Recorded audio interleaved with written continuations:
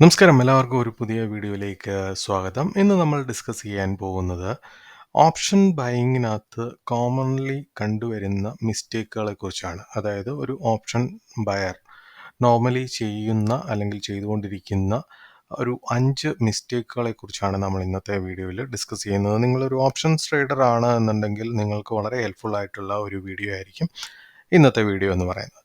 അപ്പോൾ ഒന്നാമത്തെ മിസ്റ്റേക്ക് എന്ന് പറയുന്നത് ഇഗ്നോറിങ് ഇംപ്ലൈഡ് വോളറ്റിലിറ്റി അല്ലെങ്കിൽ IV എന്ന് പറയുന്നതാണ്. നമുക്ക് അറിയാം ഇംപ്ലൈഡ് വോളറ്റിലിറ്റി എന്ന് പറയുന്നത് എവിടെയാണ് വളരെ ഇമ്പോർട്ടൻസ് ഉണ്ടാവുന്നത്. കാരണം ഓപ്ഷൻ പ്രൈസസ് എപ്പോഴും ഹൈലി ഇൻഫ്ലുവൻസ്ഡ് ആയിട്ടുള്ള ഒന്നാണ് ഇംപ്ലൈഡ് വോളറ്റാലിറ്റി എന്ന് പറയുന്നത്. സോ ആ ഒരു ഇംപ്ലൈഡ് വോളറ്റാലിറ്റിയെ ഇഗ്നോർ ചെയ്തുകൊണ്ട് നമുക്കൊരിക്കലും ഓപ്ഷൻസ് ട്രേഡിംഗ് ചെയ്യുക എന്ന് പറയുന്നത് വളരെ നമ്മൾ ചെയ്യുന്ന ഒരു അബദ്ധമാണ് എന്ന് വേണമെങ്കിൽ നമുക്ക് പറയാൻ കഴിയും.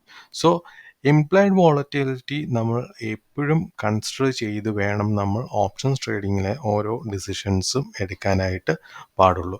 സോ അതാണ് ഒന്നാമത്തെ മിസ്റ്റേക്ക് എന്ന് പറയുന്നത്. രണ്ടാമത്തെ മിസ്റ്റേക്ക് എന്ന് പറയുന്നത് not understanding time decay.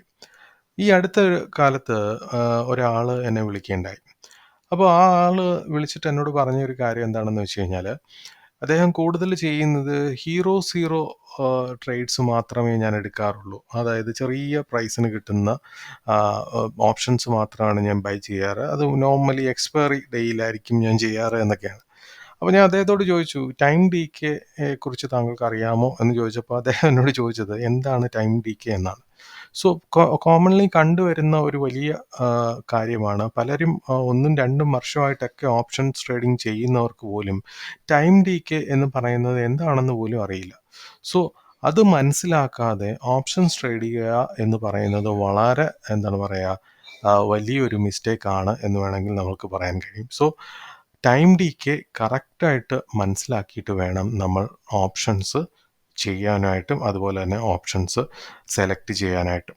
Okay, മൂന്നാമത്തെ മിസ്റ്റേക്ക് എന്ന് പറയുന്നത് എക്സിറ്റ് സ്ട്രാറ്റജി. സോ നിങ്ങളിപ്പോൾ ആലോചിക്കുന്നുണ്ടായിരിക്കും, എക്സിറ്റിനും സ്ട്രാറ്റജിയോ? എക്സിറ്റ് എന്ന് പറയുന്നതിനൊരു സ്ട്രാറ്റജിയുടെ ആവശ്യമുണ്ടോ? നമുക്ക് ഓപ്ഷൻസ് ട്രേഡ് ചെയ്യാൻ മാത്രം പോരെ സ്ട്രാറ്റജി എന്ന് പറയുന്നത്.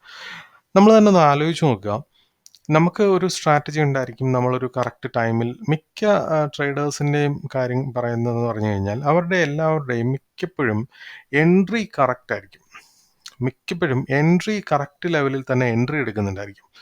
പക്ഷേ എപ്പോൾ എക്സിറ്റ് ആവണം എന്നൊരു കാര്യത്തിലായിരിക്കും കൺഫ്യൂഷനും. പലപ്പോഴും ഈ ഒരു കാര്യം അറിയാത്ത, എവിടെ എക്സിറ്റ് ആവണം എന്ന് മനസ്സിലാക്കാത്തതുകൊണ്ട് മാത്രമായിരിക്കും പലരും ട്രേഡിൽ ഫെയിലായി പോകുന്നതും നഷ്ടങ്ങളിലേക്ക് പോകുന്നതും എന്ന് പറയുന്നത്. അതായത് കറക്റ്റായിട്ട് ഏത് ടൈമിൽ പ്രോഫിറ്റ് ബുക്ക് ചെയ്യണം, അല്ലെങ്കിൽ ലോസ് ആണെങ്കിൽ തന്നെ എവിടെ എക്സിറ്റ് ആവണം എന്നൊരു കാര്യത്തിൽ പലർക്കും കൃത്യമായ ധാരണയില്ലാതെ വരും. അതായത് ഒരു റിസ്ക് മാനേജ്മെൻറ്റ് കറക്റ്റായിട്ട് അപ്ലൈ ചെയ്യാൻ കഴിയാതെ നമ്മളൊരു സ്ട്രാറ്റജി, നമ്മളൊരു എൻട്രി എടുത്തു. അതൊരു നമ്മളൊരു 100 രൂപയ്ക്കാണ് എൻട്രി എടുത്തത്. അതൊരു 150-ന് പുറത്തേക്ക് പോയി. അപ്പോഴും ഇത് എവിടെ 150-നാണോ ഞാൻ എക്സിറ്റ് ആവേണ്ടത്? ഇവിടെ എപ്പോഴാണ് എക്സിറ്റ് ആവേണ്ടത്? അത് 160, ഇനിയും കുറച്ചുകൂടെ വെയിറ്റ് ചെയ്യണോ?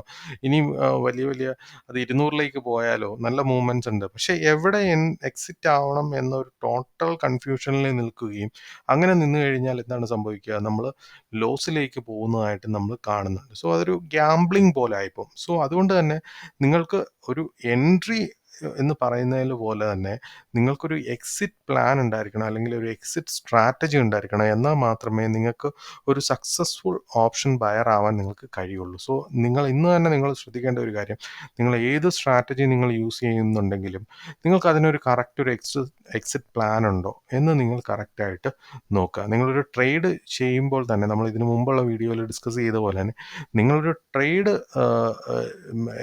എടുക്കുമ്പോൾ നിങ്ങൾക്കതിന് കൃത്യമായിട്ടുള്ള ഒരു പ്ലാൻ ഉണ്ടായിരിക്കണം. നിങ്ങൾ രാവിലെ നിങ്ങളുടെ സിസ്റ്റം ഓപ്പൺ ചെയ്ത് നിങ്ങൾ ട്രേഡിങ്ങിലേക്ക് വന്നിരിക്കുമ്പോൾ നിങ്ങൾക്ക് അന്നത്തെ ദിവസത്തേക്കുള്ള കൃത്യമായിട്ടൊരു ട്രേഡ് പ്ലാൻ ഉണ്ടായിരിക്കണം. എന്നാൽ മാത്രമേ നിങ്ങൾക്ക് ട്രേഡിൽ സക്സസ് ആവാൻ കഴിയുള്ളൂ. ഇനി നാലാമത്തത് എന്ന് പറയുന്നത് നിങ്ങൾക്ക് എല്ലാവർക്കും അറിയാവുന്ന ഒരു കാര്യമാണ് ഓവർ ട്രേഡിംഗ്. ഓവർ ട്രേഡിംഗ് എന്ന് പറഞ്ഞു കഴിഞ്ഞാൽ ഞാൻ അതിനെപ്പറ്റി കൂടുതലായിട്ടൊന്നും പറയേണ്ട കാര്യമില്ല എന്നറിയാം.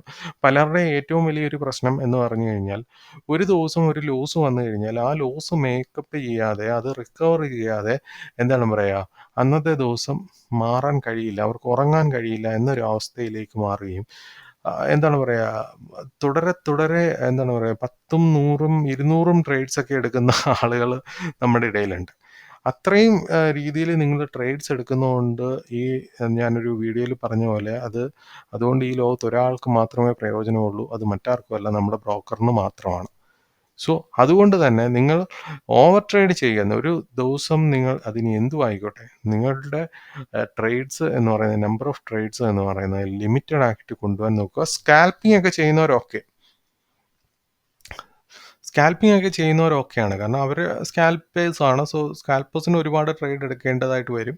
സോ അവർക്ക് നമ്പർ ഓഫ് ട്രേഡ്സ് കൂടുതലായിരിക്കും. അവർക്ക് സിസ്റ്റമായിട്ടൊരു പ്ലാൻ ഉണ്ടെന്നുണ്ടെങ്കിൽ സ്കാൽപ്പിംഗ് ഒക്കെ ഓക്കെയാണ്. പക്ഷേ അല്ലാതെ നമ്മുടെ ലോസ് മേക്കപ്പ് ചെയ്യാനായിട്ട് ചുമ്മാതെ നമ്മൾ 10ഉം 50ഉം 60ഉം ട്രേഡൊക്കെ എടുക്കുക എന്ന് പറയുന്നത് ഒരിക്കലും അക്സെപ്റ്റബിൾ ആയിട്ടുള്ള കാര്യമല്ല. സോ ഓവർ ട്രേഡിംഗ് എന്ന് പറയുന്നത് ഓപ്ഷൻസ് ട്രേഡേഴ്സിനെ സംബന്ധിച്ച് ഒരു എന്താണ് പറയുക, അവരെ എന്താണ് പറയുക, കംപ്ലീറ്റ്ലി ഒരു നഷ്ടത്തിലേക്ക് കൊണ്ടുപോകാൻ കഴിയുന്ന ഒരു കാര്യമാണ് ഓവർ ട്രേഡിംഗ് എന്ന് പറയുന്നത്. സോ അത് തുടക്കക്കാരായിട്ടുള്ള ആളുകളാണെങ്കിലും എക്സ്പീരിയൻസ്ഡ് ആയിട്ടുള്ള ആളുകളാണെന്നുണ്ടെങ്കിലും അവിടെ നിങ്ങൾക്കൊരു കൺട്രോൾ ഉണ്ടാവാനായിട്ട് നിങ്ങൾ ശ്രമിക്കേണ്ടതാണ്. ഇപ്പോൾ ധൻ പോലെയുള്ള ആപ്ലിക്കേഷനിനകത്ത് ഓവർ ട്രേഡിംഗ് അവോയ്ഡ് ചെയ്യാനുള്ള കുറച്ച് സിസ്റ്റംസ് അവരുടെ സോഫ്റ്റ്വെയറിൽ തന്നെ, അല്ലെങ്കിൽ ട്രേഡിംഗ് പ്ലാറ്റ്ഫോമിൽ തന്നെ ഇംപ്ലിമെൻറ്റ് ചെയ്തിട്ടുണ്ട്. അതൊക്കെ നിങ്ങൾക്ക് യൂസ് ചെയ്യാൻ കഴിയുന്നതാണ്. അതിനെക്കുറിച്ച് ഞാൻ നേരത്തെ ഒരു വീഡിയോ ഞാൻ ചെയ്തിട്ടുണ്ട്.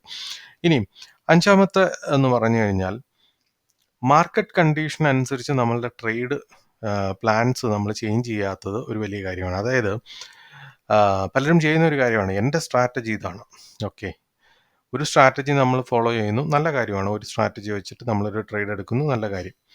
പക്ഷെ പെട്ടെന്ന് നമ്മളുടെ മാർക്കറ്റിൽ നമ്മൾ നോക്കുകയാണെങ്കിൽ ഒരു വലിയ എന്താണ് പറയുക, നമുക്കറിയാം പെട്ടെന്ന് മാർക്കറ്റിലൊരു മൂവ്മെൻറ്റ്, അല്ലെങ്കിൽ മാർക്കറ്റ് റിവേഴ്സ് ആവാൻ ചാൻസ് ഉണ്ട് എന്ന് നമുക്കറിയാം. മേ ബി ഒരു ന്യൂസ് ആയിരിക്കാം, അല്ലെങ്കിൽ മറ്റെന്തെങ്കിലും കാരണം കൊണ്ടായിരിക്കും, നമ്മൾ കാണുന്നുണ്ട് എന്ന് വെക്കുക.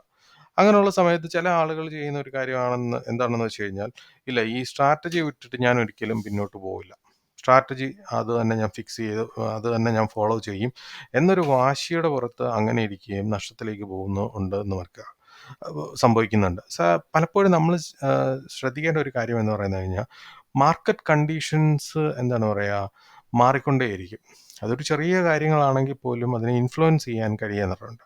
അപ്പോൾ ആ ചേഞ്ചസ് നമ്മൾ കറക്റ്റായിട്ട് ഉൾക്കൊണ്ടിട്ട് വേണം നമ്മൾ ഓരോ ഡിസിഷൻസും മാർക്കറ്റിൽ എടുക്കാനുള്ളത്. സോ ഇത്തരം മിസ്റ്റേക്കുകൾ നിങ്ങൾ ഒഴിവാക്കുകയാണ് എന്നുണ്ടെങ്കിൽ നിങ്ങൾക്ക് വലിയ പ്രോഫിറ്റ് ഓപ്ഷൻസ് ബൈങ്ങിൽ നിന്ന് നിങ്ങൾക്ക് നേടാൻ കഴിയുന്നതാണ്. അങ്ങനെ നിങ്ങൾക്കൊരു സക്സസ്ഫുൾ ട്രേഡറായിട്ട് മാറാൻ കഴിയുന്നതായിരിക്കും. ഇപ്പോൾ നിങ്ങളിപ്പോൾ ഓർക്കുന്നുണ്ടായിരിക്കും, ഇതൊരു പെട്ടെന്ന് ഇതൊക്കെ ചെയ്യാൻ കഴിയുമോ, ഇത്തരം മിസ്റ്റേക്കുകളൊക്കെ എന്താണ് പറയുക, മാറ്റാൻ കഴിയുമോ എന്ന് ചോദിച്ചു കഴിഞ്ഞാൽ ഒരിക്കലും കഴിയില്ല. ഇത് നിങ്ങൾക്ക് പ്രാക്ടീസിലൂടെ മാത്രമേ മാറ്റാൻ കഴിയുകയുള്ളൂ. കാരണം